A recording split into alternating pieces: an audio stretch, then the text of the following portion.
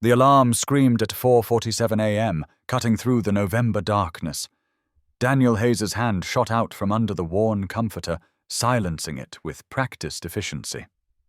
He lay there for exactly 30 seconds, his daily allowance for self-pity staring at the water-stained ceiling. 30 seconds. Then he moved. The shower was quick water, never quite hot enough in this old building. His Bennett Tech maintenance uniform hung on the bathroom door, navy blue shirt with the company logo pants pressed the night before. Rachel's iron, one of the few things he'd kept. Rachel. 4 years, and her name still caught in his throat.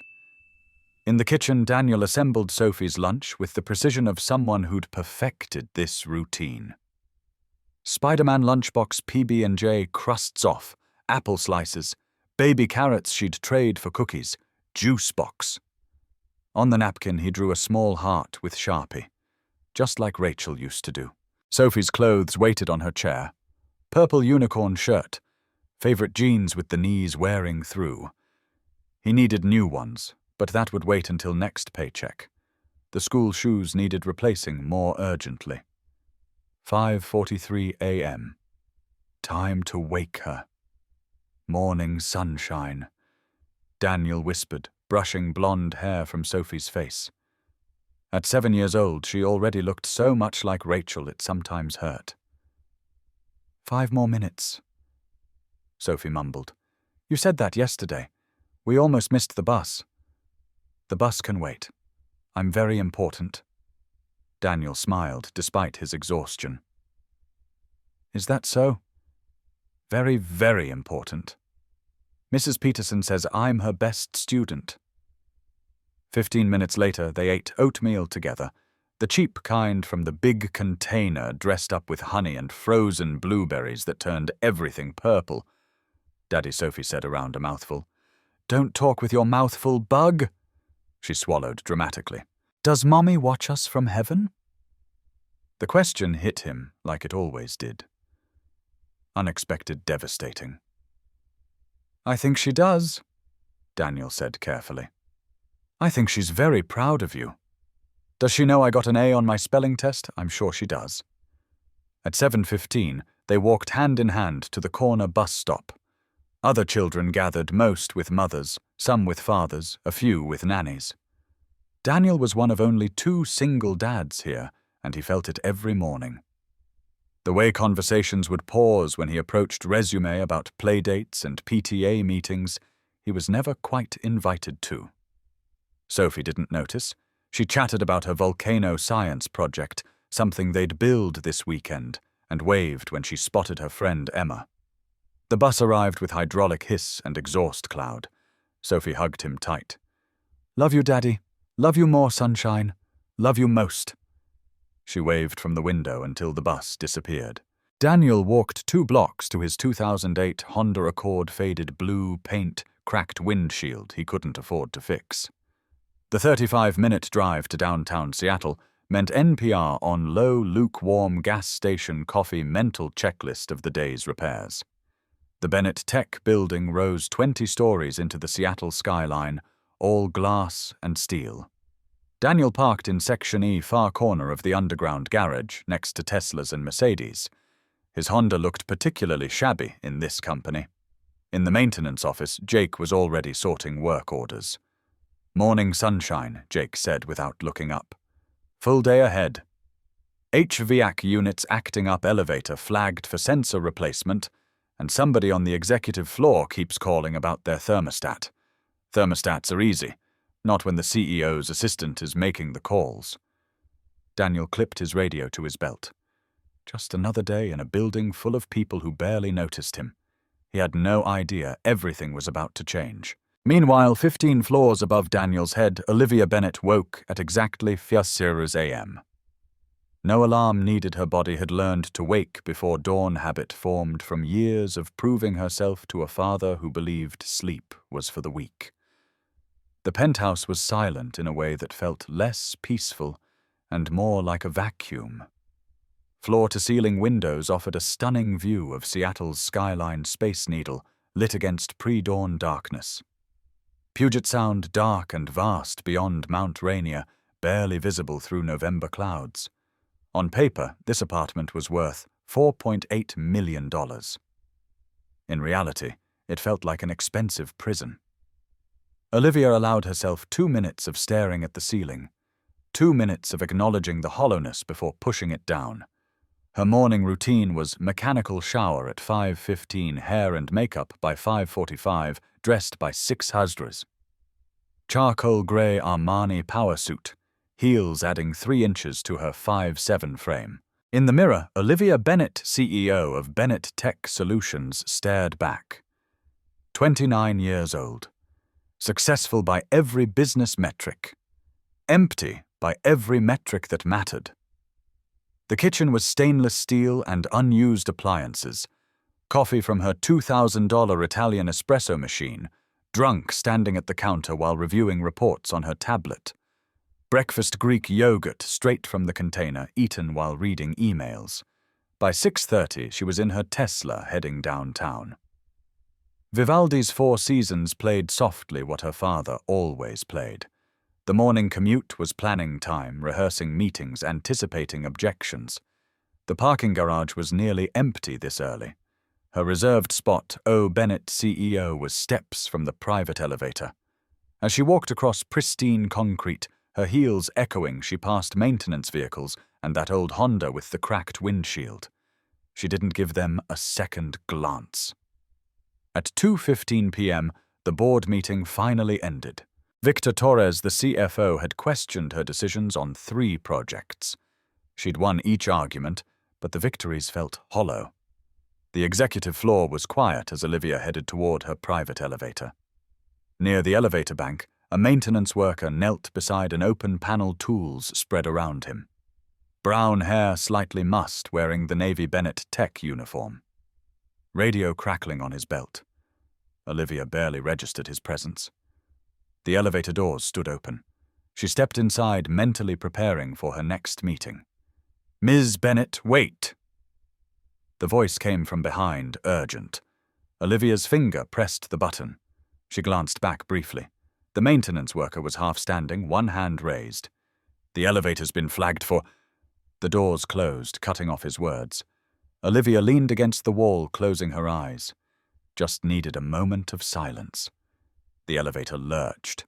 Her eyes flew open as the car jerked violently, dropping several feet before catching with horrible grinding. Lights flickered once, twice, then switched to dim yellow emergency lighting. Everything stopped. Olivia's heart pounded in her ears. She moved to the control panel, pressing buttons frantically. Floor 12, floor 13. Door open. Emergency. Nothing. The digital display showed 12.5 stuck between floors. No, Olivia breathed. She pulled out her phone. No signal, metal car blocking reception. The walls seemed closer suddenly. Ceiling lower. Air thinner. She was 7 again, locked in the closet while her parents screamed at each other. 3 hours in the dark, crying, banging until her hands hurt. 3 hours before they remembered she existed. Her chest tightened. Vision narrowing. Each breath felt like drowning. The intercom crackled. Ms. Bennett male voice. Calm. Cutting through her spiral like a lifeline. Ms. Bennett, can you hear me? She tried to speak, but only a strangled gasp emerged. It's Daniel. From maintenance. I see you're stuck between 12 and 13. Maintenance. The worker she'd ignored. I can't, the doors won't. I know Daniel's voice was steady, unhurried. I'm going to get you out. 5 minutes, maybe less. But I need you to do something first. What desperate willing to do anything. Breathe with me. In for 4 counts. Ready? 1, 2, 3, 4. She tried to follow breath, hitching. Good. Now out for 4. 1, 2, 3, 4. His voice was an anchor. Calm. Patient. Again. In for 4. 1, 2, 3, 4. Slowly, impossibly, her breathing steadied. Good. You're doing great. Now tell me something. What's your favorite color? The question was so unexpected her spiraling thoughts caught on it. What, why? Humor me. Favorite color blue. Ocean blue. Ocean blue. That's specific. Got a story there. Through the speaker, she heard him working tools clicking, but his voice never wavered. My grandmother's beach house, Olivia heard herself say. Summer vacations. The water was peaceful. Sounds perfect. Hold on to that image.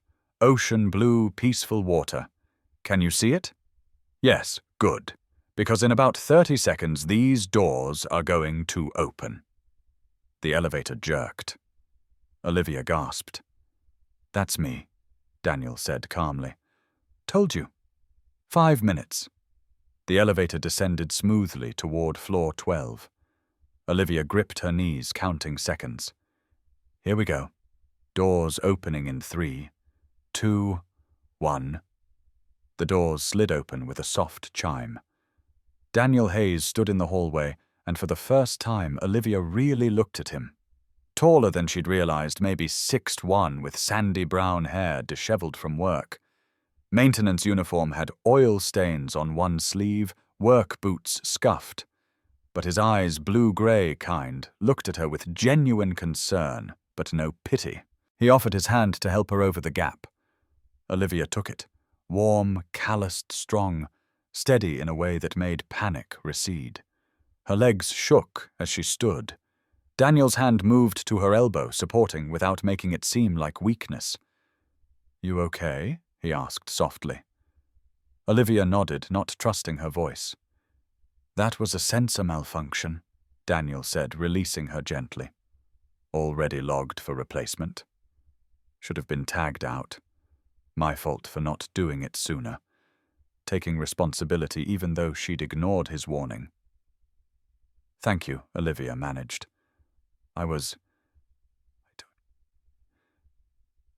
Panic in broken elevators. Most people do. Nothing to be embarrassed about. Making her feel normal, not weak. Your voice helped. The breathing. Daniel smiled, transforming his face. Warm. Genuine. Old paramedic trick. Worked ambulances before this. Talking people down from panic, kind of my specialty. You were a paramedic. About 8 years. Changed careers when my daughter was born. Needed stable hours. Daughter. The information settled into Olivia's mind. That was good of you. Nah, selfish. She's way better company than drunks at 3 a.m. Self-deprecating humor surprised a laugh from Olivia. When was the last time she'd laughed? Footsteps approached Margaret, appearing around the corner, breathless. Ms. Bennett, your 3 o'clock is waiting. Reality crashed back. CEO and maintenance worker standing too close. Olivia stepped back, armor sliding into place.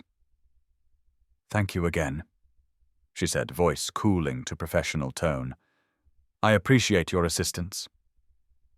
Daniel's expression flickered, but he just nodded. Anytime, Ms. Bennett. He turned back to his tools. Olivia walked toward her office, deliberately not looking back. But she could still feel the warmth of his hand on hers, still hear his voice guiding her breathing, still see that genuine, uncomplicated smile. And for the first time in 3 years, Olivia Bennett felt something stir that wasn't work-related stress. She felt curious. Margaret Chen had worked as executive assistant for 23 years. Very little surprised her. But when Olivia Bennett walked in Tuesday morning and casually asked for the maintenance schedule, specifically when Daniel Hayes would be on the executive floor, Margaret's professional mask slipped. The maintenance schedule, Ms. Bennett. Yes, when will Mr. Hayes be available for a facilities review? Margaret pulled up the schedule. He's assigned to executive floor HVAC checks at 10 a.m. today. Perfect. Thank you. Through the glass walls, Margaret watched her boss check her reflection 3 times in 5 minutes, adjusting already perfect hair. 29 years in corporate, and she'd never seen Olivia act remotely interested in a man. Not since the divorce 3 years ago. Margaret pulled up Daniel Hayes's employee file. Handsome in an understated way. Kind eyes, good performance reviews, widower with young daughter. Not at all Olivia's usual type. Margaret made a note. Watch this situation carefully. At 9:45, Olivia walked to the thermostat on her office wall. Digital display 72 degrees, airflow fine. She stared at it, then picked up her phone. Margaret, the temperature in my office feels off. I'll call maintenance immediately. Olivia hung up, heart pounding. She was acting like a teenager with a crush. At 10:03, knock on her doorframe. Ms. Bennett. Heard you're having temperature issues. Daniel stood in her doorway, tool belt, easy smile. He looked exactly the same as yesterday, but somehow different. Higher definition now. Daniel. Yes. It's been inconsistent. The lie tasted strange. Olivia never lied. Let's see what we're dealing with. Daniel pulled a thermometer from his belt, walking to the thermostat. Movement sufficient practiced. Olivia watched his hands. Capable. Gentle with equipment? System looks fine, Daniel said. Reading 72, pretty standard. You feeling too hot or cold? Hot. Olivia's face warmed. It varies. Sometimes one, sometimes the other. Daniel turned to look at her. Something in his eyes, amusement, understanding. He knew this call was unnecessary. That usually means the thermostat's working perfectly. Long pause, giving her an out. Tell you what, I'll adjust the settings anyway. Sometimes these units can be finicky. Helping her. Covering for her. Making it less awkward. Thank you, Olivia managed. Daniel turned back, making adjustments that probably didn't need making. Giving her what she wanted, his presence, while pretending it was necessary. So Daniel said casually, Still working. How are you feeling after yesterday? The elevator thing. I'm fine. Momentary panic. Claustrophobia. Something like that. Olivia found herself continuing. When I was 7, my parents were fighting and I hid in a closet. The door locked. I was stuck 3 hours before they found me. Why was she telling him this? Daniel turned, giving her full attention. Really listening.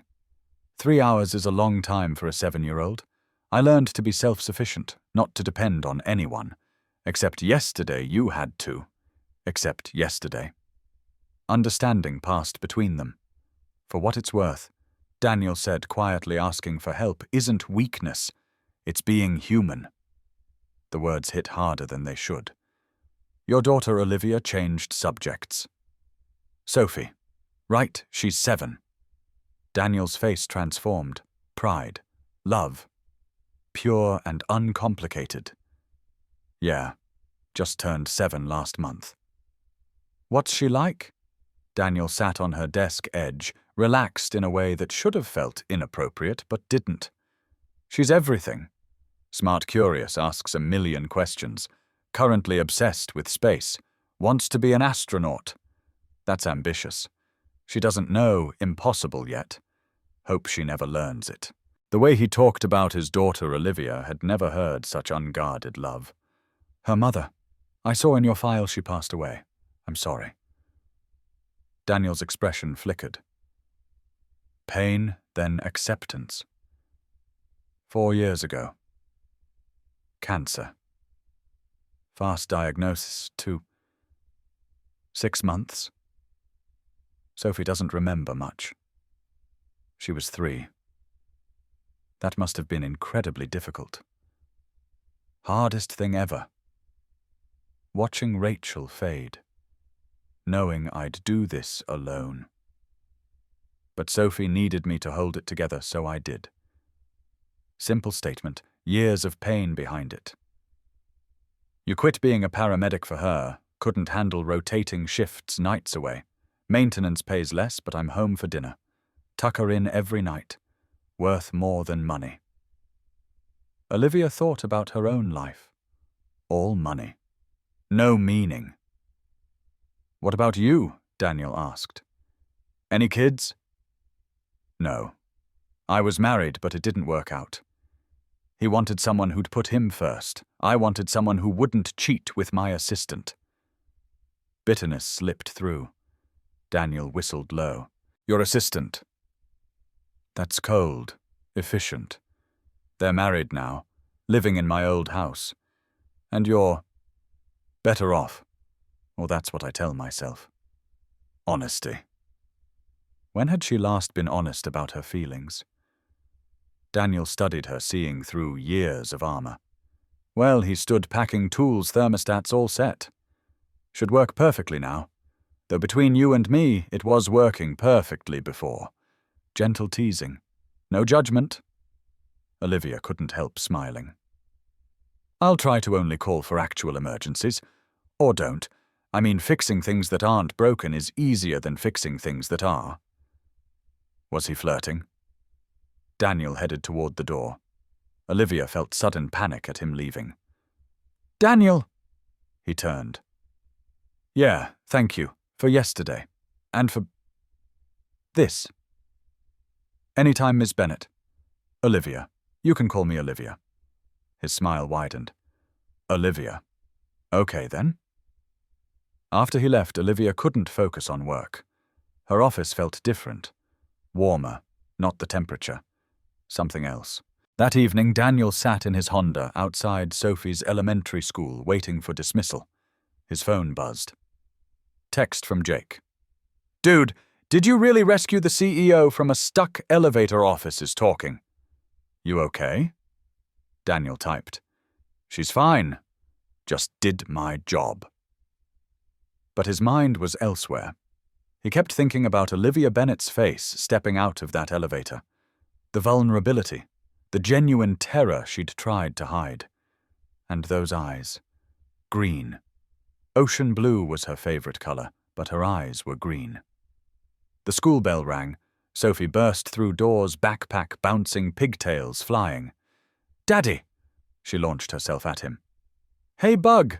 Good day. The best we learned about planets, and Mrs. Peterson says I have excellent questions.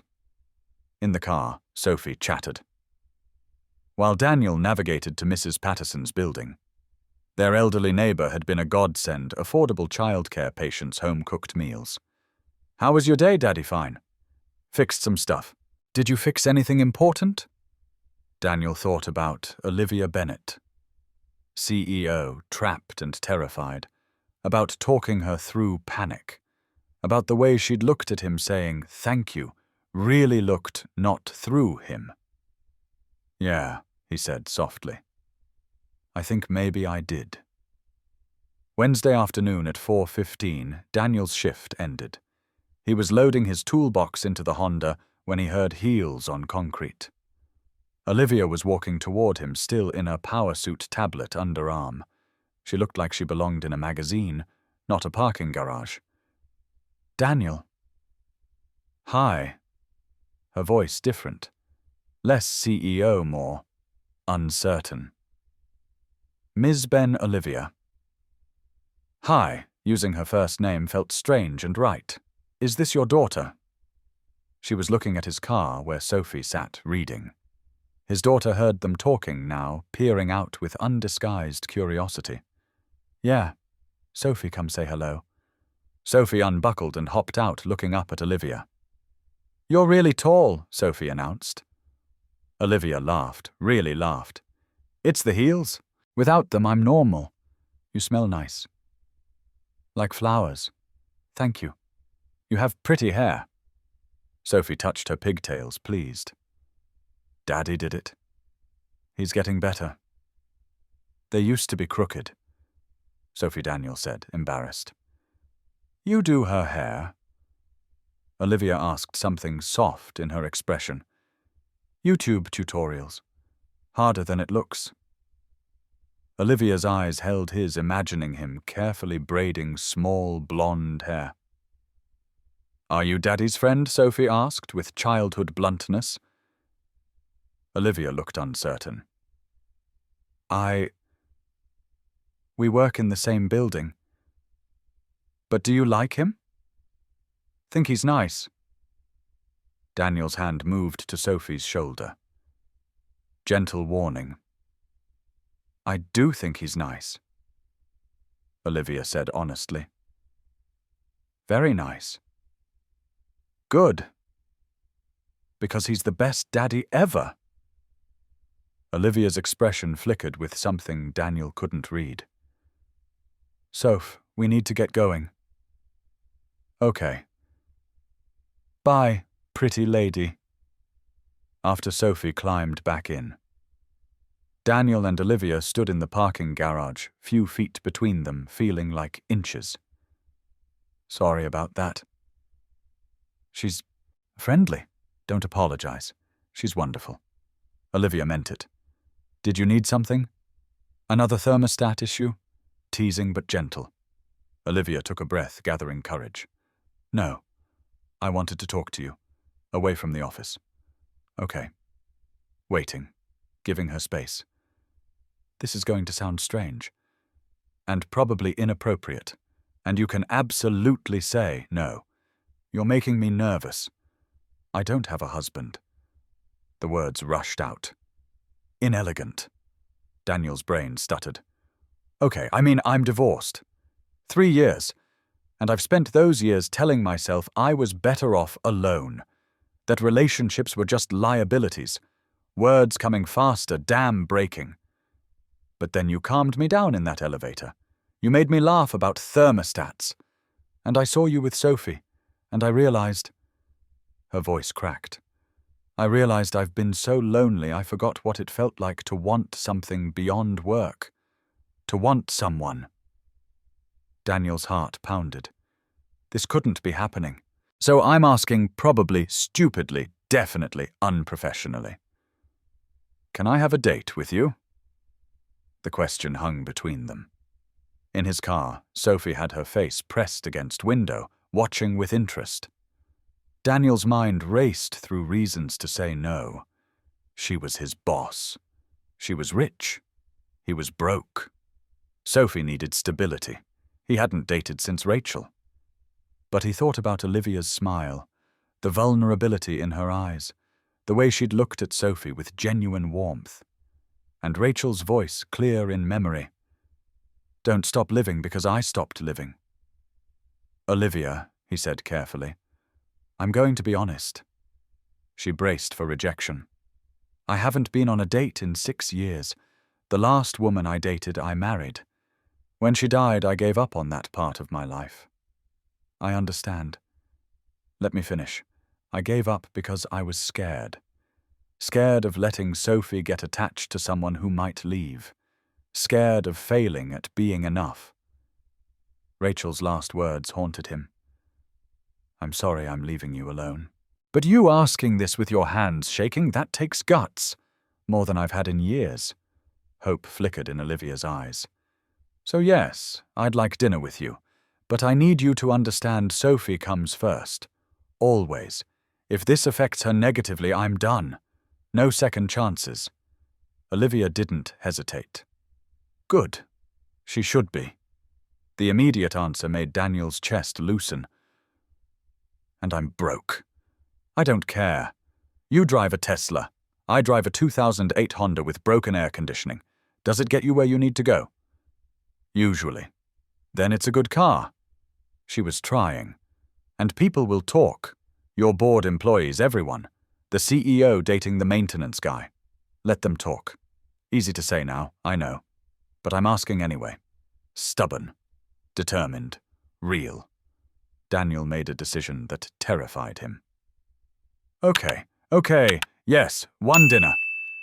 Before he could process what he'd agreed to, Sophie burst from the car. Does this mean you're Daddy's girlfriend? Olivia looked at Daniel helplessly. He knelt to Sophie's level. "Bug, we're just going to have dinner. Get to know each other. But you like her, right? You have your smiley face." "What smiley face? The one you have now.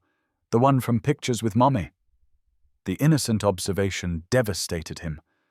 Sophie turned to Olivia, serious beyond her years. "If you're going to have dinner with my daddy, promise something." "What's that promise you won't make him sad?" "He's been sad a really long time." Olivia's eyes filled with tears. "This child protecting her father. I promise I will try very hard not to make him sad." "Good.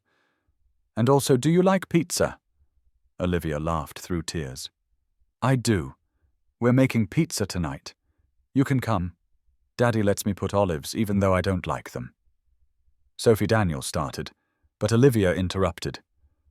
"I'd like that. But I should tell you I'm terrible at cooking." Sophie took her hand without hesitation. "That's okay. I can teach you." And just like that, Daniel found himself leading the CEO toward his beat-up Honda with his 7-year-old chattering about pizza toppings. His life had just gotten very complicated, but watching Sophie hold Olivia's hand may be complicated was exactly what he needed. The first official date happened on a Saturday afternoon that felt more like Seattle winter steady drizzle. Grey clouds low over Puget Sound, the kind of day locals called a little misty. Olivia had been nervous all week. Margaret had noticed immediately. "You're checking your phone every 5 minutes. That's not like you. I have a thing tomorrow. A thing with the maintenance worker. His name is Daniel." Margaret smiled. "I know." Now it was Saturday at 1:45 p.m. and Olivia stood in her walk-in closet, staring at the jeans she'd bought Tuesday. Dark wash. Not too tight. She'd tried them on 3 times paired with different tops, changed her mind repeatedly. This was ridiculous. She ran a multi-million-dollar company.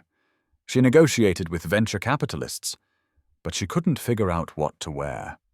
She finally settled on the jeans, simple white t-shirt, leather jacket that was nice but not screaming expensive.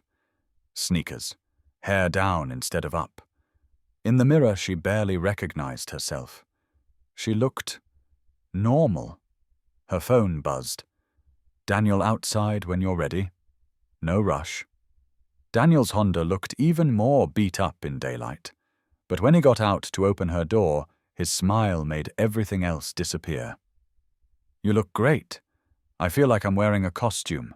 The jeans' first pair since college." Daniel laughed. "They look natural. Nobody would guess." They drove north toward Gasworks Park, one of Seattle's quirky landmarks, where old industrial equipment sat preserved on the waterfront. "Hope you don't mind walking," Daniel said as they parked. "Not exactly a fancy restaurant, but Dick's Drive-In has the best burgers in Seattle for $4. Thought we'd eat there, then walk the park. This is perfect." And it was. Dick's Drive-In was a Seattle institution, cash only. No frills, just damn good burgers. They ate standing at the counter, rain misting around them, Olivia trying not to drip special sauce on her new jeans. "So this is what normal people do," she said between bites.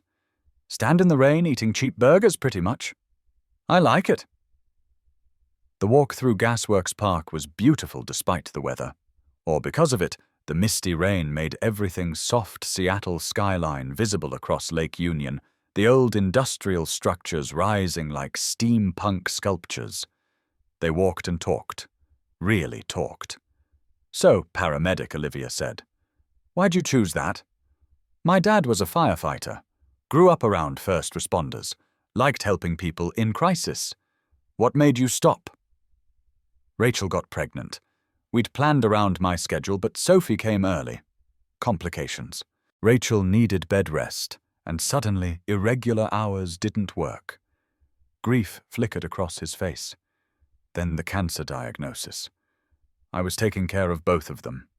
Called in sick so much, they basically pushed me toward voluntary resignation. Maintenance job came through a friend, regular hours, decent pay. Not what I imagined, but gave me time with them. They reached a viewpoint overlooking the lake. water dark and choppy rain pattering on their jackets. "Do you regret it?" Olivia asked. "No. Immediate. Those last 6 months with Rachel, I was there. Every moment, worth every sacrifice." They sat on a damp bench. Olivia's new sneakers were soaked.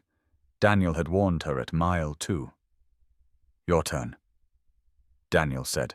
"CEO at 29. "That's impressive. How'd that happen, family company? My father built it. Expected me to run it. Groomed me from childhood." "Sounds like pressure. Constant. Nothing was ever quite good enough. A in calculus should have been A+. Second biggest account. Should have been biggest. Old pain surfacing. When I finally became CEO, I thought he'd be proud." He said, "Don't screw it up. That was my congratulations." "Where is he now?" "Retired in Scottsdale. Plays golf. Criticizes my quarterly earnings every Sunday like clockwork. Do you like being CEO?" The question stopped Olivia cold. No one had ever asked. "I don't know. I never thought about whether I liked it. It was just what I was supposed to do." "That's not really an answer." "I know, but it's the honest one." Daniel's expression was thoughtful. "What would you do if you weren't CEO?" Long pause. "I used to paint watercolors. In college, before my father said it was a waste of time." "Why'd you stop? Because he was right. You can't build an empire with watercolors, but you can build a life." The words settled between them. They walked back as drizzle turned to proper rain, both laughing and running the last 100 yards to his car. Sitting in the Honda rain, drumming on the roof, neither wanted the date to end. "This was nice," Olivia said. "Really nice." "Yeah. Close. Neither moving away. Moment stretching." Daniel's hand reached up, tucking wet hair behind her ear. "Can I kiss you? Please?" His lips on hers, gentle, tentative. Her hands on his chest, feeling heartbeat. Both pulling back after a moment, smiling. "I've wanted to do that since the thermostat. I've wanted you to since the elevator." They kissed again. Longer, feeling like the beginning of something real. By mid-January, they'd settled into a rhythm. 3 dinners a week at Daniel's apartment, Olivia was getting better at cooking under Sophie's patient instruction. Weekend outings to Pike Place Market or the Seattle Aquarium. Phone calls every night after Sophie went to bed, sometimes lasting hours. One Saturday, Olivia found herself at Woodland Park Zoo, walking between a 7-year-old who wouldn't stop asking questions and a man who made her heart race. "Can we see elephants first? And tigers? And penguins?" Sophie bounced, holding both their hands. "We can see everything Olivia promised." At the elephant exhibit, they watched a mother with her baby. "That's like Daddy with me," Sophie observed. "He's the mama and daddy elephant." Daniel looked embarrassed. "Sophie, what you are." Olivia's heart swelled. "He is. You're very lucky." "I know." At the tiger exhibit, Sophie read the information placard aloud, explaining about Siberian tigers with confidence. "You're really smart," Olivia said. "Daddy reads to me every night. Are you going to read to me sometime testing?" Hopeful. Olivia looked at Daniel, who nodded encouragement. "I'd like that. If you want. I want Daddy does voices, but he's not good at princess voices." The penguin feeding was Sophie's favorite. She stood at the glass, watching birds dive and swim, face lit with pure joy.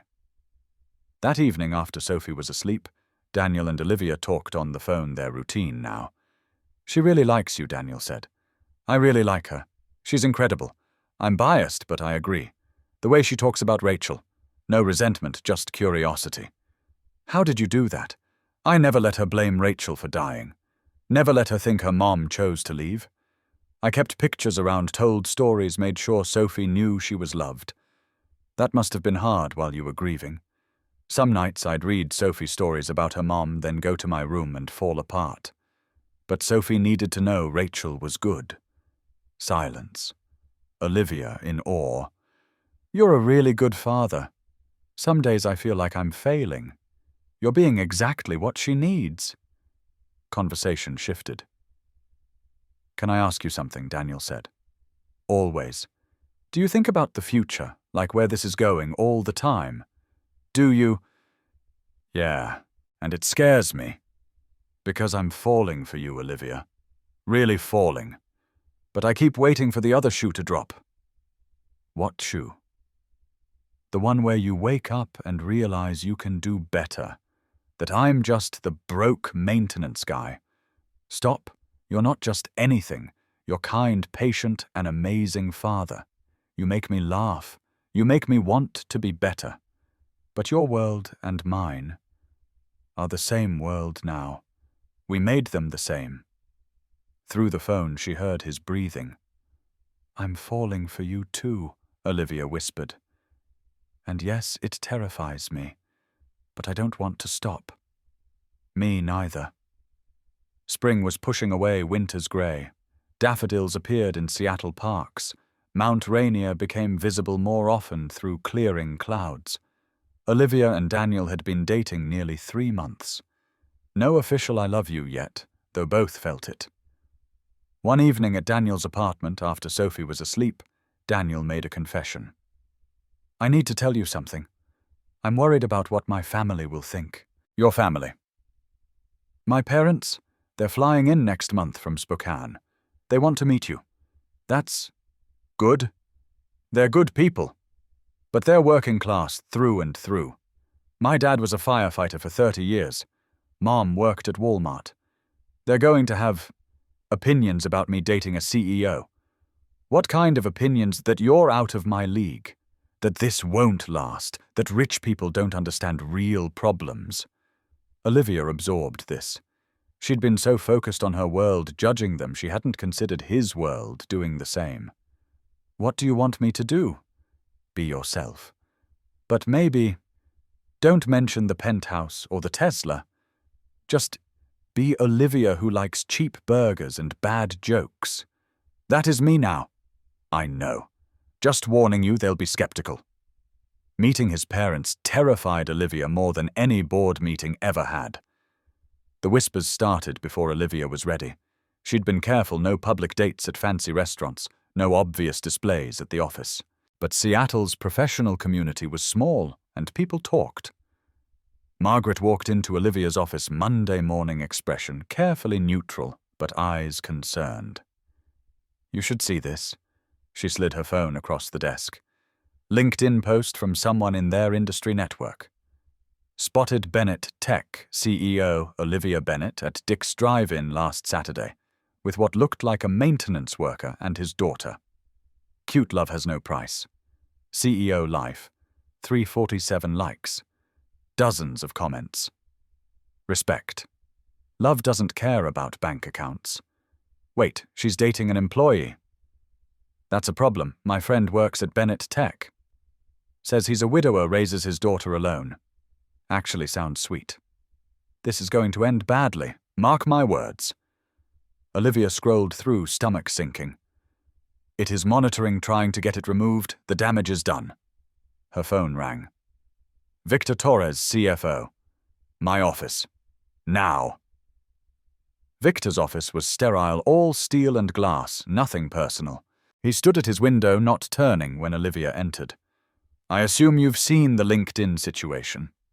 I'm aware. Then you understand why we're concerned. Concerned about what? That I'm dating someone. Victor turned. Concerned about the optics.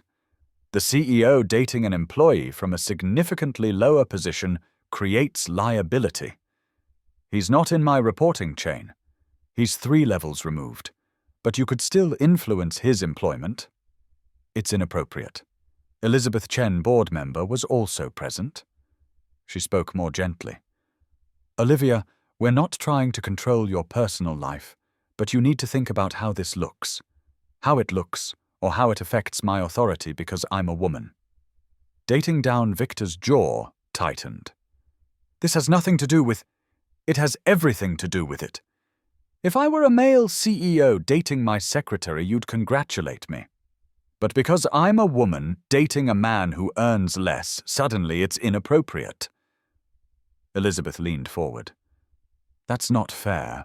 Isn't it, Victor, you hired your nephew as an intern despite 50 more qualified candidates? Elizabeth, your husband is our corporate lawyer, despite having the third best bid. But I date a maintenance worker, and suddenly there's an emergency meeting." Silence. "I'm not ending this relationship to make you comfortable. If that's a problem, vote me out." Victor's expression darkened, but Olivia was already walking out. That evening, Olivia arrived at Daniel's apartment shaking with residual anger. Daniel took one look and pulled her inside. "What happened?" "The board found out. They want me to end it. Maybe you should." Olivia's head snapped up. "What? This is affecting your career. Your reputation. I don't want to be the reason." "Stop. You're not the reason. They're the reason. Their prejudice, their small-mindedness. But they're right about one thing. I don't fit in your world. Then I'll change my world." The words surprised both of them. Daniel's parents arrived on a Saturday. Jack Hayes was tall, broad-shouldered, weathered from years of firefighting. Patricia was warm but watchful, assessing Olivia immediately. They met at Daniel's apartment. Olivia wore jeans and a simple sweater, her normal person uniform now. "Mom, Dad, this is Olivia." "Olivia, my parents. Lovely to meet you both," Olivia said, shaking hands. Patricia's handshake was firm. Assessing. Sophie broke the tension. "Grandma, Grandpa. Come see my science project." During lunch, Daniel cooked. Olivia helped Patricia watch how Olivia interacted with Sophie.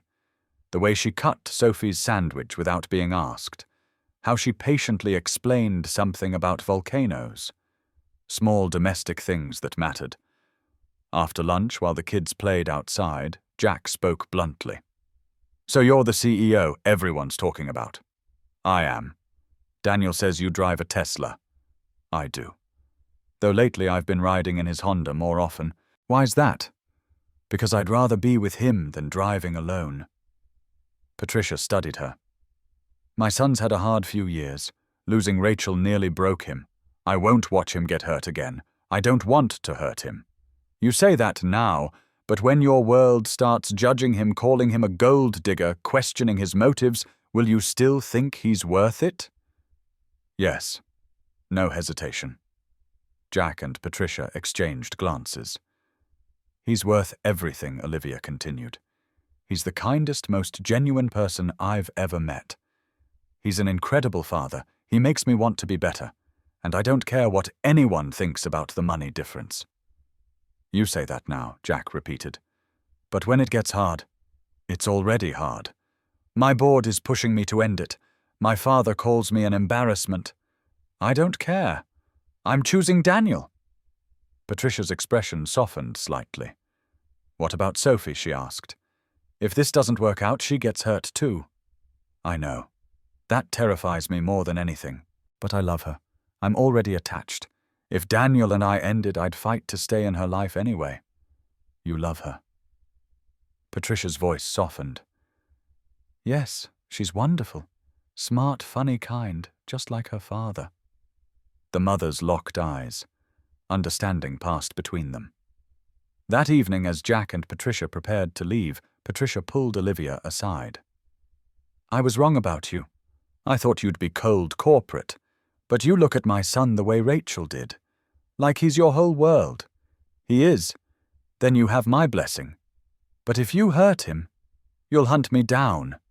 "I understand." Patricia smiled. "We'll get along fine." Sophie's school had been okay until it wasn't. She'd mentioned Olivia a few times. "My dad's girlfriend helps with my math homework." Teachers knew.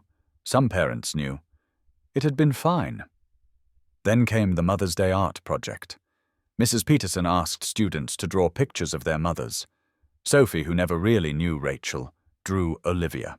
Another student's mother saw it during pickup, recognized Olivia from business news. Word spread.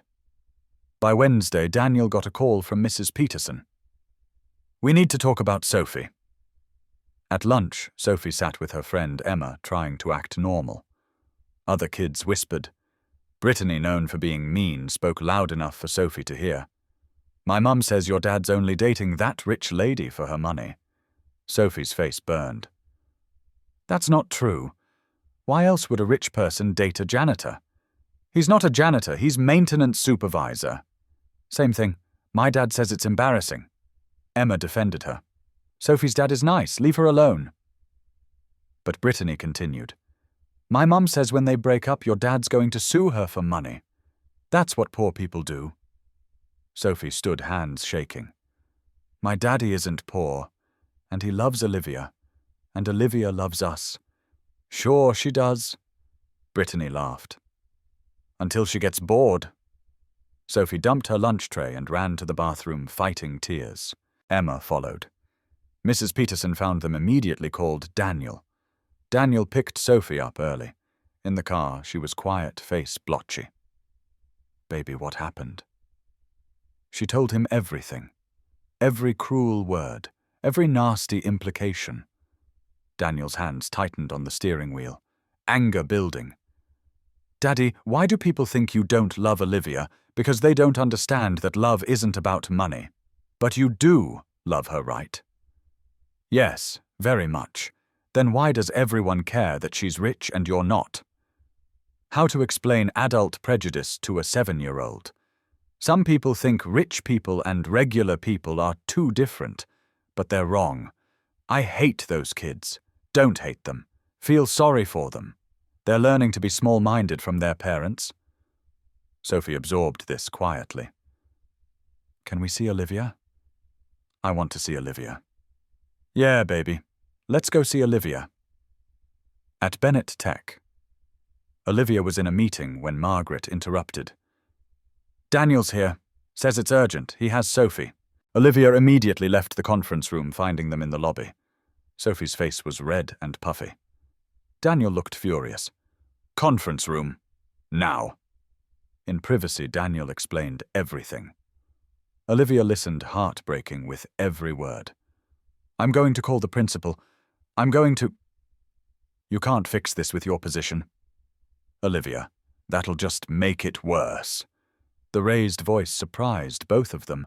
Sophie's head turned from where she'd been coloring. "I know I can't. But I can." "You can what?" "This is what I was afraid of. For getting hurt because of us. This isn't us. This is them. But it affects us. It affects her." They were both breathing hard, anger and fear mixing. "Maybe we need to take a break," Daniel said quietly.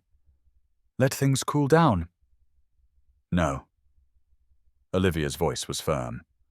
"We're not running away. I'm not running. I'm protecting my daughter. From me, from this situation, from people judging her because her dad is dating someone rich. So what, we just give up? Let them win. It's not about winning. It's about Sophie feeling safe at school. Stop fighting." Sophie's small voice from behind them. They turned. Sophie's face was tear-streaked. "Stop fighting. Please." Olivia knelt. "Sophie, honey, you love each other. I know you do. So why are you being mean?" Simple question. Impossible to answer. Daniel knelt too. Sometimes adults say things they don't mean when they're scared. "Are you scared of Olivia leaving?" "Yes." Sophie looked at Olivia. "Are you scared we don't want you?" "Yes." "That's silly. We're a family now. 7-year-old wisdom." Sophie looked between them seriously. "When Mommy died, you told me it was okay to be sad, but not okay to stop living." Daniel's throat tightened. "I remember, you said Mommy would want us to be happy, that being sad forever wouldn't bring her back." Words he'd said now reflected back. "So why aren't you choosing to be happy?" "Olivia makes you happy. You make her happy." "I'm happy. Who cares what anyone thinks?"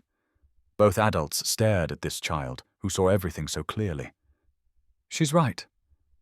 Olivia said to Daniel. I'm sorry. For getting defensive for... No, I'm sorry. You're not the problem. I was scared and I lashed out. They moved toward each other, Sophie between them. I love you, Daniel said. I love you and I'm terrified of losing you. You're not losing me. Ever. Sophie looked between them. Promise, both adults looked at her. I promise, Olivia said. I promise, Daniel echoed. That night, Sophie asleep. Daniel and Olivia sat on his couch, exhausted. Today was awful. Top 5 worst days ever. We're going to have more days like this, I know. Can we survive them? We have to, because the alternative is living without each other. Long pause. Olivia. I need to tell you something. Okay. I love you, not just falling for you, I love you. Completely terrifyingly, all in love you. Olivia's eyes filled with tears. I love you too. Both of you. You've become my family. They held each other on that old couch, 2 people choosing each other despite everything. And somehow that choice felt like the strongest thing they'd ever done. The school situation didn't magically resolve. Parents still whispered. Some kids still said cruel things, though Mrs. Peterson cracked down hard on bullying. But something had shifted. Sophie stopped trying to hide. She talked proudly about Mom Olivia, as she'd started calling her differentiating from Mom Rachel. When kids made comments, she'd respond with calm certainty. My dad and Olivia love each other. That's all that matters. The bullies eventually moved on to easier targets. Olivia, meanwhile, found herself at a crossroads. The board tension hadn't eased. Victor Torres continued pushing for a fraternization policy that everyone knew was aimed at her relationship. Elizabeth Chen tried to mediate, but the pressure was constant. Her father's weekly Sunday calls had become unbearable. You're embarrassing yourself. The business community is laughing at you. When this falls apart, don't come crying to me. On a Wednesday in mid-June, Olivia sat in her corner office, looking at Seattle spread below her. The Space Needle, Elliott Bay, Mount Rainier, visible through rare, clear skies. She'd spent 29 years building to this moment. CEO by 29, successful by every metric her father valued, and she'd never been more miserable. Margaret knocked, entering with coffee. You've been staring out that window for 20 minutes. That's not like you. I'm thinking about quitting. Margaret sat down carefully. Quitting what exactly? This. All of it. CEO the board battles the endless proving myself. I'm tired, Margaret. What would you do instead? I don't know. Something real. Something that matters beyond quarterly profits. Margaret studied her. This is about more than the board pressure, isn't it? Daniel asked me last week what I'd do if I wasn't CEO. I couldn't answer, because I've never let myself imagine anything else. And now I imagine spending mornings with Sophie, helping with homework, being present for her life instead of squeezing her in between conference calls. I imagine time with Daniel that isn't stolen minutes between meetings. I imagine building something that actually helps people, like what affordable housing, community development, using my business skills for something that matters. Margaret smiled. That sounds wonderful. My father will disown me. Your father disowned you emotionally years ago. You just haven't accepted it. The truth hit Olivia like cold water. What if I'm making a mistake? What if you're not? Olivia, I've worked for 3 CEOs. You're the best, most capable, most successful. You're also the unhappiest. If this job is making you miserable, why stay? Because I'm supposed to. Because I fought so hard to get here. Sunk cost fallacy. You've spent years building something you don't actually want. Olivia looked at her assistant. Her friend, really. When did you get so wise? I've been wise. You just started listening. That night, Olivia arrived at Daniel's apartment with Thai takeout and a serious expression. After Sophie went to bed, she told him her decision. "I'm going to step down as CEO." Daniel's fork stopped halfway to his mouth. "What? No. Olivia, don't do that for me. I'm not doing it for you. I'm doing it for me." She took his hands. "You asked me months ago if I liked being CEO. The answer was no. I don't. I do it because I'm supposed to. Because my father expected it. Because I didn't know what else to do. But it's your company. It was my father's company. I've been maintaining his legacy, not building my own life." Voice strengthening. "I'm going to transition to chairman of the board. Still involved strategically, but not running daily operations. That'll free me to build something I actually care about. Like what community housing development? Using my skills to help people afford to live in this city. Maybe partnering with local organizations, creating jobs, actually making a difference." Daniel processed this, seeing she was serious. "What about your father? He'll be furious. He'll call it quitting. But his approval isn't worth more than my happiness." "Olivia, this is huge. I know, but I've been thinking about it for weeks. Since the school thing with Sophie. Since the board meeting. Since every morning I wake up dreading work. Cupping his face. I want to live Daniel. Actually live, not just survive. I want mornings with you. Breakfast with Sophie. To go to her school plays without taking calls. I want a life. Are you sure, more sure than I've been about anything?" Kissing him. Deep. Certain. "I'm all in. Completely terrifyingly all in." "Me too. No more pushing you away when I'm scared. And I'll stop trying to fix everything with money. Maybe fix a few things. Your resources are useful. Laughing together. Storm passing." The board meeting was scheduled for a Tuesday in late July. Olivia had prepared her resignation speech, practiced it with Margaret, revised it 3 times. But when she walked into the conference room and saw Victor's smug expression, clearly thinking this was another opportunity to undermine her, something fierce rose in her chest. She wasn't quitting in defeat. She was choosing freedom. "Thank you all for coming.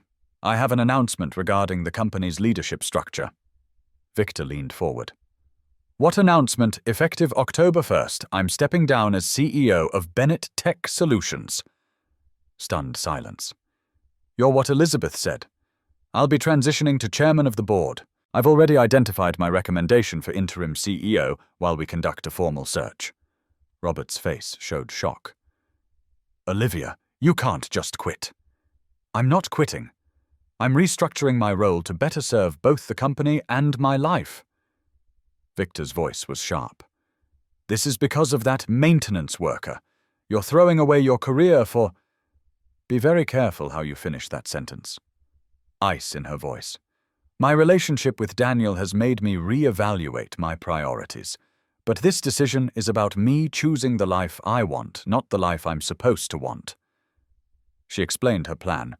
Board seat maintained, strategic oversight, quarterly reviews, but not 16-hour days sacrificing everything. Bennett Tech doesn't need a burned-out CEO who resents being here. It needs leadership that's passionate and present. The vote 5-2 in favor. Victor and 1 other dissenting. "Then it's official. I'll work with the transition team over the next 2 months." As she stood to leave, Elizabeth stopped her. "Olivia, I think you're brave. I hope you find what you're looking for." "Thank you, Elizabeth." The transition took 2 months.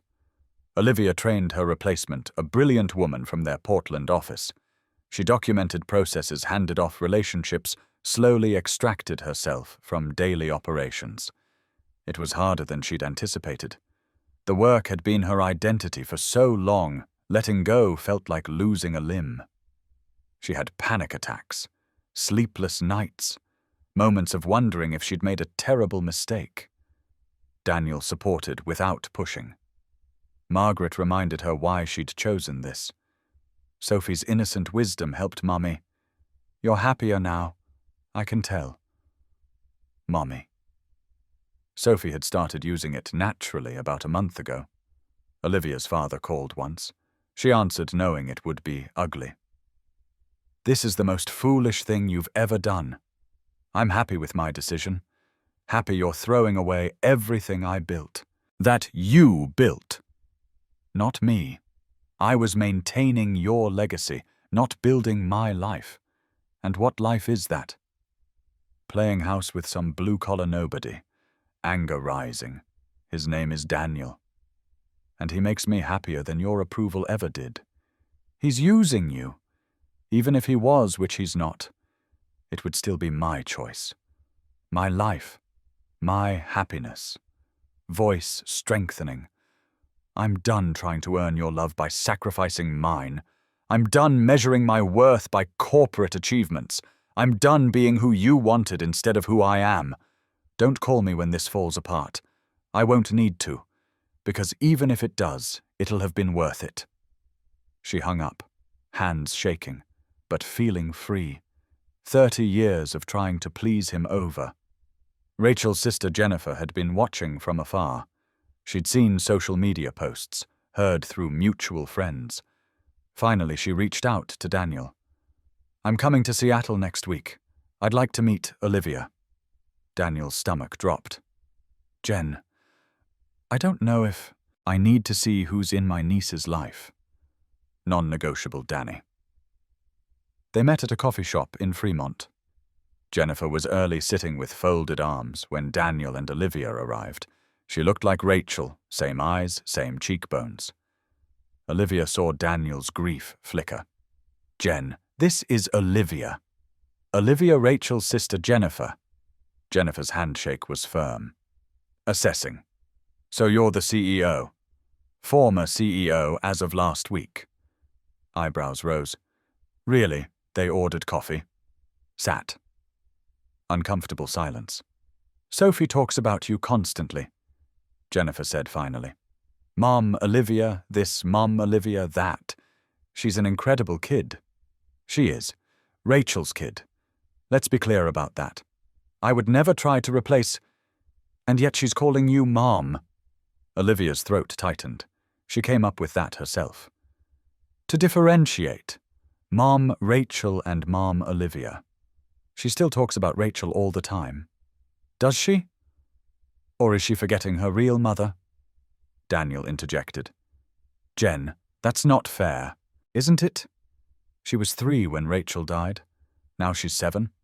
Olivia's been around, 6 months? How much does Sophie actually remember versus what she's being told? Olivia stayed calm. I make sure Sophie knows about Rachel.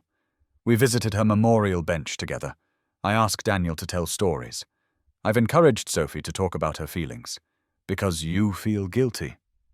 Because Rachel matters. She's part of Sophie's identity. She's part of Daniel's life. I'm not trying to erase her. I'm trying to honor her by loving the people she loved. Jennifer's armor cracked slightly. Rachel was my best friend. We talked every day. When she died, I lost my person. And Danny shut down so hard, wouldn't return calls, cut everyone out. I've barely seen Sophie in 4 years. Tears in her eyes. I'm terrified that Sophie's going to forget Rachel completely, that she'll grow up not knowing how amazing her mother was. She won't, Olivia said firmly. We won't let that happen. If you want to be more involved in Sophie's life, we'll make that happen. Sophie should know her aunt, should hear stories from someone who knew Rachel as an adult, not just as a wife. Jennifer studied her. You mean that completely? Sophie needs all the people who love her, including you. Silence. Jennifer's walls crumbling. Okay, she said finally. Okay, maybe I was wrong about you. You weren't wrong to be protective. You were being a good sister. Can I take Sophie for a day this weekend, just us? I want to tell her about Rachel. Things Danny might not know. Daniel nodded. She'd love that. That Saturday, Jennifer took Sophie to the Seattle Aquarium, something she and Rachel used to do. "Your mum loved jellyfish," Jennifer told Sophie. She'd stand at the jellyfish tank for an hour just watching them float. "Mom Olivia likes jellyfish too. We went last month." "Yeah, what else does she like?" "She likes when I draw pictures, and she's learning to braid my hair. And she helps with my homework, even though math is hard for her." Jennifer smiled. "What do you remember about your mom?" Rachel, Sophie thought hard, her voice singing, and she smelled like cookies. And she was warm. Like when she hugged me, I felt really safe. You were safe. She loved you so much. "I know," Daddy tells me, and Mom Olivia tells me. "How do you feel about having two mums?" "I feel lucky. Not many kids get two mums. Most kids only get one, but I got two mums who both love me a lot." Child logic. Perfect wisdom. That evening, Jennifer returned Sophie and stayed for dinner, watching Olivia and Daniel cook together their easy rhythm. How Olivia naturally anticipated what Sophie needed. The way Daniel looked at Olivia like she was his whole world. Before leaving, Jennifer pulled Olivia aside. "I was wrong about you. Rachel would have liked you. Actually, she probably would have loved you because you're making Danny happy again. And that's all she wanted, for him to be happy. Thank you for saying that. Take care of them. They're my family. They're mine too now." Understanding passed between them. Blessing received. Olivia's housing project, now officially underway, held its groundbreaking ceremony on a clear October Saturday. Empty lot in North Seattle, future site of 40 affordable units with on-site childcare and job training center. Small crowd gathered, city officials, donors. Daniel, Sophie, Margaret, Jake, Mrs. Patterson. Olivia stood at the podium, still nervous about public speaking. 6 months ago, I was CEO of a tech company. I was successful by every traditional measure, and I was miserable. Looking at Daniel and Sophie. Then I met people who showed me that success isn't measured in profit margins. It's measured in lives touched, in families housed, in communities built. She explained the vision, partnered with local non-profits. Sustainable design, community garden. This project represents second chances for families who've lost housing, for single parents building stable lives, for children who deserve safe spaces to grow.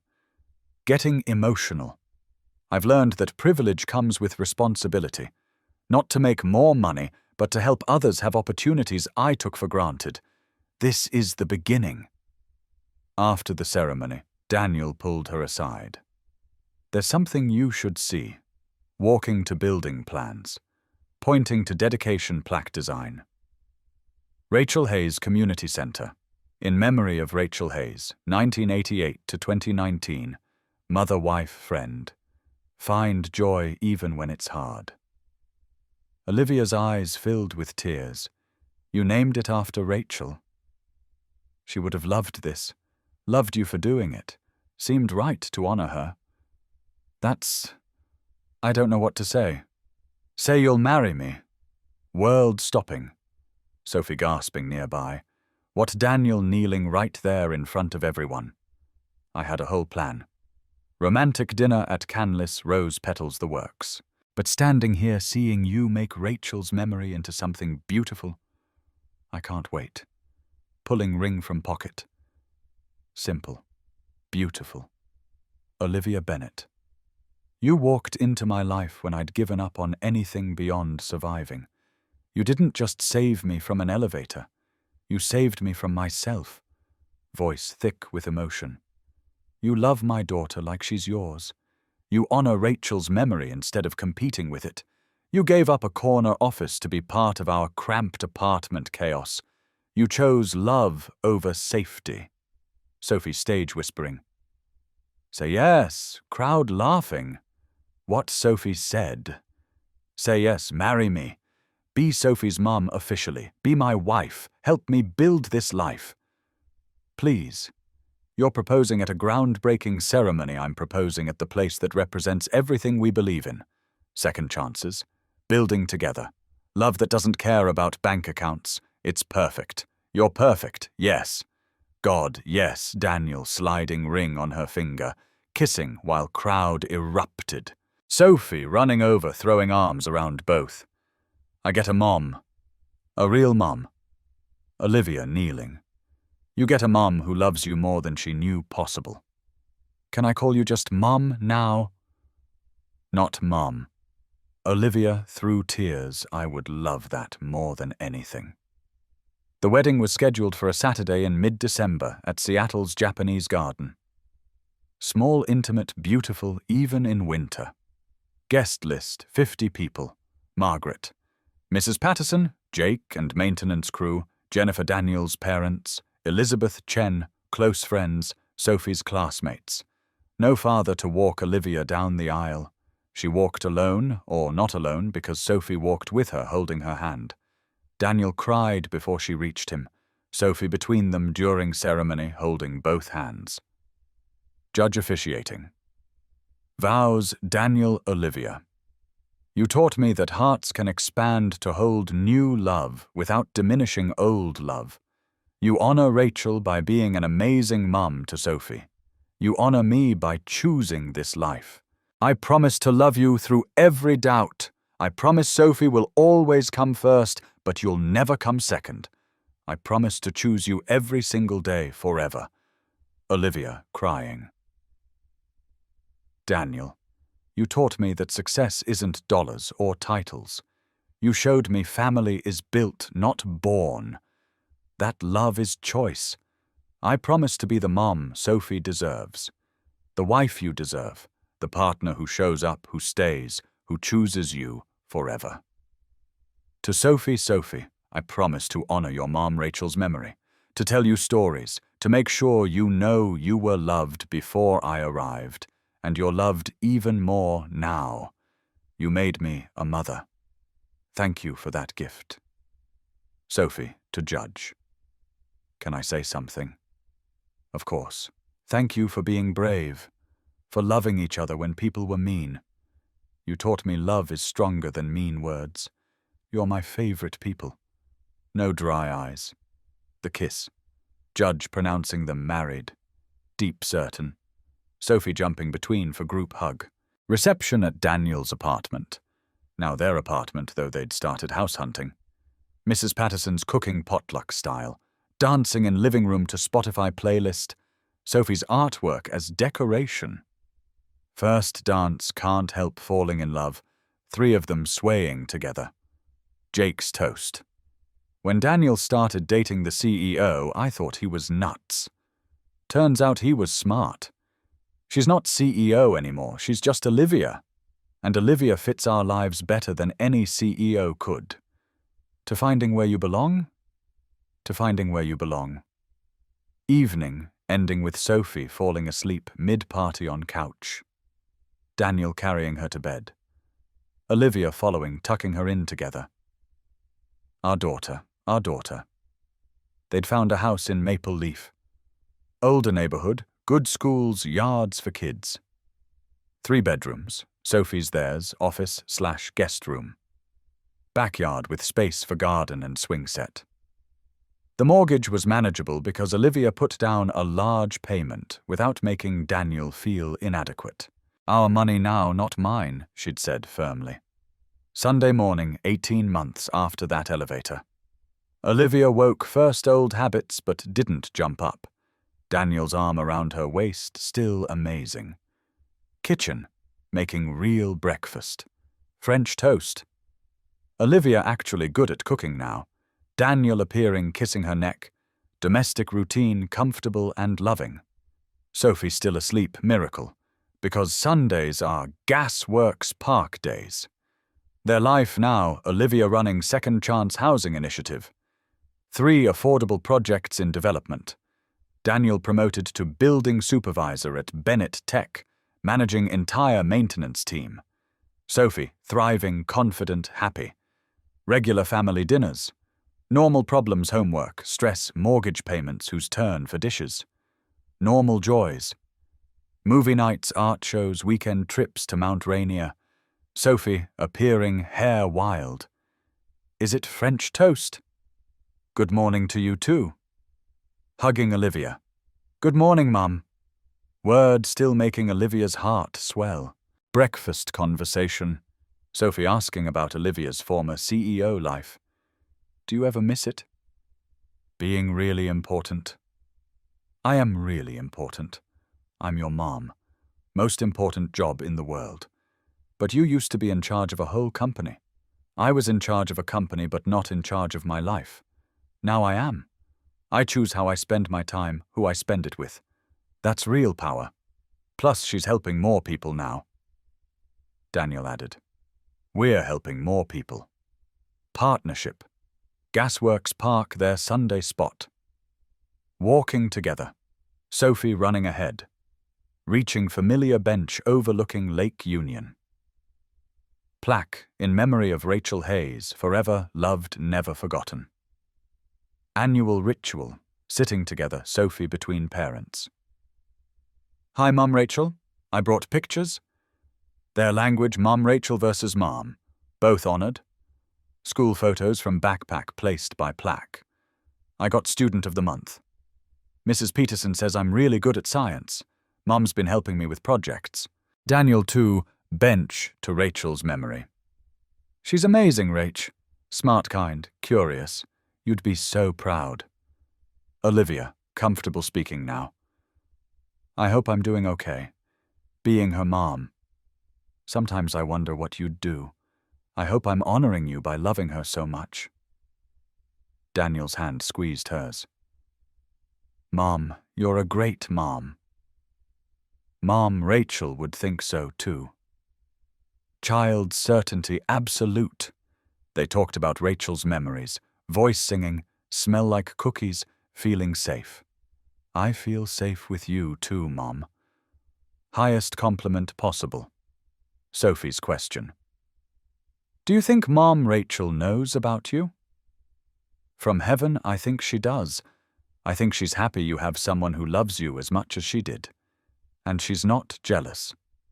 Love doesn't work that way. Your Mum Rachel loved you so much she'd want you to have all the love possible. I'm lucky. Most kids get one mum. I got two. Evening. After dinner. Sophie doing homework, Daniel washing dishes, Olivia drying. Domestic rhythm perfected over 18 months. I need to tell you something, Olivia said. Everything okay? Everything's perfect.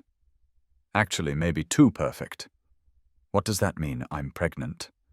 Wooden plate dropping into sink. Sophie's pencil freezing. You're... What? 8 weeks. Found out this morning. Wanted to tell you together. Sophie launching herself at Olivia, squealing. I'm going to be a big sister. Can we get bunk beds? Boy or girl, can I name them? Olivia laughing. We have time to figure all that out. Looking at Daniel, still speechless. Daniel, say something. I didn't think... After Rachel, I thought Sophie would be my only... I know this is unexpected. Interrupting, pulling her close. I'm happy. So happy, just overwhelmed. Good overwhelmed. 3 of them together, soon to be 4. Sophie's hand on Olivia's stomach. Hi, baby. I'm your big sister. I'm going to teach you everything. Even my terrible jokes, Daniel added. Daddy, no. They're really not good. Laughter. Joy.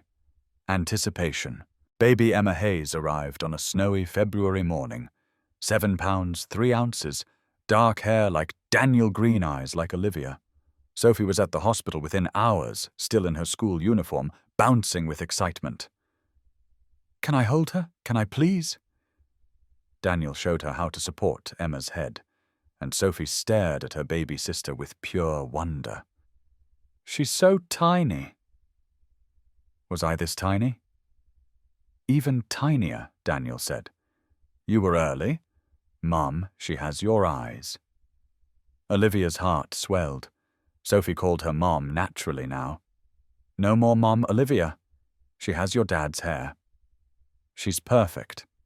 6 weeks later, late March, Emma sleeping in her bassinet. Sophie at school, Daniel at work. Olivia alone in their house holding this tiny human who'd somehow made their family complete. The doorbell rang. Olivia answered carefully, Emma in her arms. Margaret stood there holding flowers and a casserole. "I told you I'd bring dinner for the first month. You don't have to." "Yes, I do. Your family." Inside, Margaret met Emma properly cooing over her while Olivia made tea. "How does it feel?" Margaret asked. "Being a mum to a newborn." "Terrifying. Exhausting. Perfect. And Sophie, best big sister ever." She sings to Emma every morning before school. They sat together, comfortable silence. Then Margaret said, "I'm proud of you, Olivia." "For what?" "For having the courage to walk away from everything you thought you wanted. For choosing this life. It was the right choice. I know. But it took bravery. Your father hasn't met Emma. Won't answer my calls. I sent pictures anyway, maybe someday. And if not, then Emma has Daniel's parents. Jennifer, Mrs. Patterson, Jake, our community. Family isn't just blood." Margaret smiled. "No, it's not." Rachel Hayes Community Center officially opened on a warm May afternoon. 40 affordable housing units, on-site childcare, job training center, community garden, thriving. Everything Olivia had envisioned. The ceremony was bigger this time, city officials, donors, media. But Olivia only saw her family in the front row. Daniel holding Emma Sophie beside him, both beaming with pride. At the podium, Olivia spoke about second chances, about Rachel Hayes' legacy, about building something that mattered. "This center represents what I've learned over the past 2 years, that home isn't about expensive addresses or corner offices. It's about the people who choose you, the people who stay." Looking at Daniel, "It's about finding where you belong and building that place together." After the ceremony, as they toured the completed building, Sophie asked to see the dedication plaque.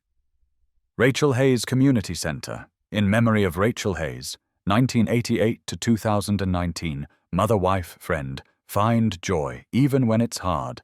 Below a newer edition, funded by the Bennett Hayes Family Foundation building, second chances honoring first loves. Daniel's eyes filled with tears reading it. Sophie held his hand. "Mom, Rachel would be happy, right?" "Yeah, Bug. She'd be really happy." That evening, all 4 of them in their backyard. Sophie pushing Emma on the baby swing, Daniel grilling burgers. Olivia in the garden pulling weeds dirt under her fingernails would have horrified CEO Olivia, but delighted this version. The sun was setting, painting Seattle sky in oranges and pinks. Mount Rainier visible in the distance, the mountain is out, as locals said. Daniel called everyone to the patio table. Burgers, potato salad, corn on the cob.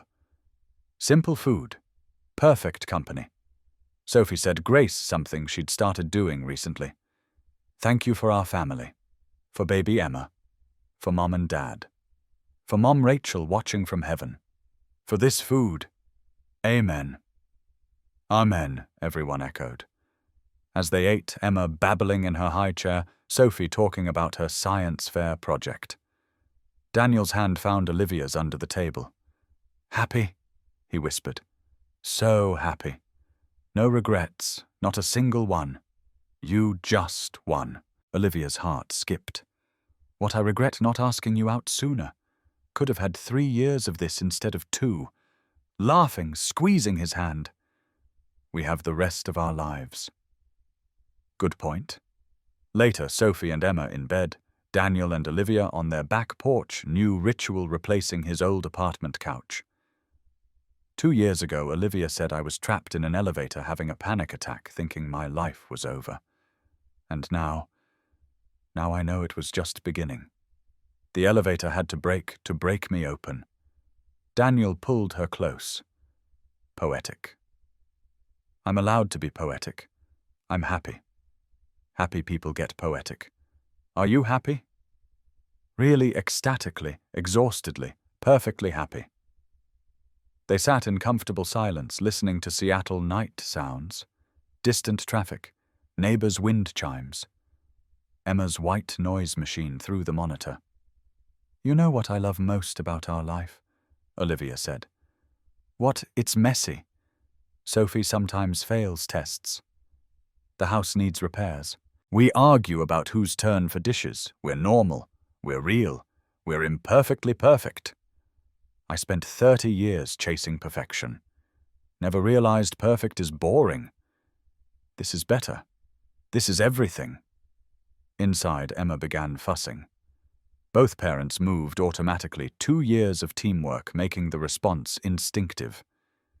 In Emma's nursery, Olivia picked up their daughter while Daniel checked the diaper. Tag team perfected. Sophie appeared in doorway, rubbing eyes. Is Emma okay? Just needed a change. Go back to bed, bug. Can I stay? Just for a minute. Come here. All 4 of them in the small nursery. Emma content now, gurgling at her family. Sophie leaning against Daniel. Olivia holding Emma close. This is my favorite part of the day, Sophie said. The middle of the night, Daniel asked. No. When we're all together. Like a puzzle with all the pieces. Child wisdom perfect as always. Morning in the Hayes household. Olivia woke to sunlight streaming through windows, and Sophie's voice. Mom, Dad, Emma's awake, and she's trying to crawl. Both parents bolted from bed, racing to the nursery. Emma, 6 months old now, was on her stomach, rocking back and forth, determined to move forward. She's doing it, Sophie squealed. Emma lurched forward, almost not quite collapsing with frustrated cry. Come on, baby girl. Olivia encouraged, crouching beside her. You can do it. Daniel filmed on his phone, memory keeper of the family. Another lurch. Another almost. Then Emma moved forward, one tiny crawl face lighting up with triumph. She did it. Did you see? All celebrating Emma's milestones, Sophie most enthusiastically. Olivia caught Daniel's eye across Emma's head, both thinking the same thing. This is family. This chaos. This joy. This messy, beautiful, perfect family. Later, over breakfast, Sophie's slightly burnt pancakes she was learning to cook. Olivia's phone rang. Unknown number, she answered cautiously. Olivia male voice. Familiar. Painful. Dad silence from Daniel. Sophie's eyes widening. I saw the article. About the housing center. Rachel Hayes Center. Yes, it's impressive. What you've built. Thank you. Long pause. Then I was wrong. About you quitting. About Daniel. About all of it. Olivia's breath caught. I've been a stubborn old man, pushed you too hard, couldn't see that you were drowning trying to please me. Your mother says, Mom knows you called, she insisted I call. Said if I didn't, she'd leave me. After 45 years of marriage, I figured I should listen. Smallest laugh from Olivia. Smart man, can I meet them? Your family, my granddaughters. Tears in Olivia's eyes now, Daniel's hand on her shoulder. I'd like that. Yes. Good, that's good. I'll be in Seattle next month. If that's okay, more than okay. After hanging up, Olivia sat quietly processing. Sophie asked, That was Grandpa, yes. The mean one who didn't like Daddy. He's not mean, just stubborn. But he wants to meet you and Emma. Will he like us? He'll love you. How could he not? Daniel pulled Olivia close, whispering in her ear. You okay? Yeah. Surprised, but okay. Maybe people can change. Maybe. That afternoon they walked to Gasworks Park, now a family of 4. Emma in carrier on Daniel's chest. Sophie running ahead. They sat on their bench, Rachel's bench, looking at Lake Union sparkling. Mum Rachel Sophie said to the plaque, "We have good news. Baby Emma crawled today, and Grandpa called. And Mum's housing project is helping lots of families." To the heir, to Rachel's memory, Olivia added, "Thank you, for Daniel, for Sophie, for teaching them to choose joy. I promise to keep teaching Sophie about you, and Emma will know you too." Daniel's arm around Olivia, Sophie between them. Emma content in carrier. Family. Chosen, built, imperfect, perfect. 2.5 years ago, Olivia had been trapped in an elevator, terrified and alone. Now she was here, free, loved, home. All because she'd asked one question. "Can I have a date with you?"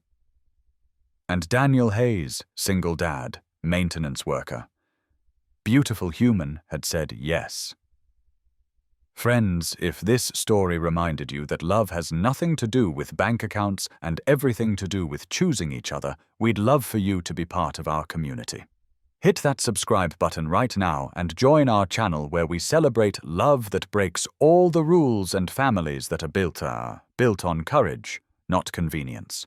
If this moment moved you, if you felt something shift in your heart, watching Olivia and Daniel choose love over status, click that like button. Your support helps us bring more stories like this to people who need to remember that second chances are real, that broken doesn't mean finished, and that sometimes the bravest thing you can do is walk up to someone and say, "I don't have a husband.